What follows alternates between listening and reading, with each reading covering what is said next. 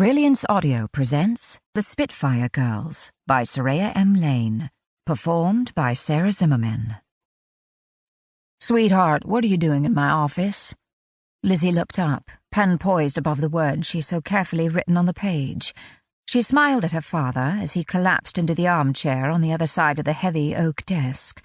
He always gave her the same look, as if they were co-conspirators in whatever she was working on, and today was no different. "I'm writing to Mrs. Roosevelt to explain how women could assist the military," she said, waiting for his eyebrows to shoot up in surprise, which they did almost immediately. "Would you like to hear it?" "You're writing to the First Lady?" he asked, shaking his head, his eyes twinkling. Her father was always humoring her, always ready to listen to whatever harebrained idea she might have. "Lizzie, we're not even at war." "Yet," she said. "We're not at war yet, Daddy." "Well, then read away." Lizzie cleared her throat and sat back in her daddy's chair, letter raised slightly in her hand. She glanced at the framed photo of him in his uniform before reciting the words, imagining herself doing the daring things he described to her ever since she was a little girl, the adventures in the air during wartime that he had so vividly recalled to her. "Dear Mrs. Roosevelt, as an avid supporter of women's rights, I write in the hope of your expert assistance. I have thought of many ways to start my letter, but in truth I'm a straight talker, and I want to get directly to the point. Although our country presently isn't at war, and I certainly hope it will remain that way, I want to be prepared to assist if required. Women can play a much bigger role in the event of war than nursing and supporting our men at home.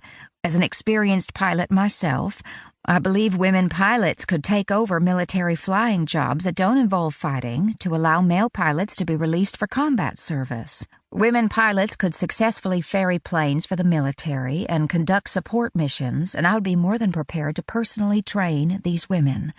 To succeed, we need your support, and I would love to meet with you to discuss how I could assist the military to establish a squadron of brave, capable American women pilots."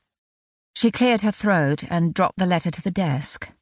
"So, what do you think?" she asked, studying her father's face.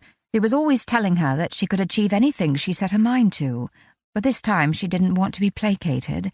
This time she wanted his honest opinion. He was a veteran, one of their nation's most celebrated pilots from the Great War, and she wanted to know what the pilot in front of her thought, not the daddy, trying to say what his daughter wanted to hear. "Sweetheart, I honestly don't know what to say." She sighed and folded the crisp sheet of paper, placing it carefully in the envelope. "You think I'm crazy for believing this could happen?" she asked. "Is that it?" He reached out and took her hand. "Lizzie, it's not me you have to convince. I've seen you in the sky. I've been watching you and listening to you for years," he said. "But convincing men that you're every bit as capable as them isn't going to be easy. You know that as well as I do." She squeezed his hand in return before gently letting it go. "Mrs. Roosevelt isn't a man," she replied, knowing she sounded like a temperamental child. "And I bet there were plenty of people who doubted how talented you were until they saw you fly firsthand. Getting what you want is never easy. Don't go thinking that I dazzled everyone from day one, Liz. It took me months before I had the chance to prove myself, but I always knew that one day I'd have the opportunity to show everyone what I could do," he said. "And it might be the First Lady you're writing to, but it's men you're asking her to convince on your behalf." Lizzie knew that, of course she did.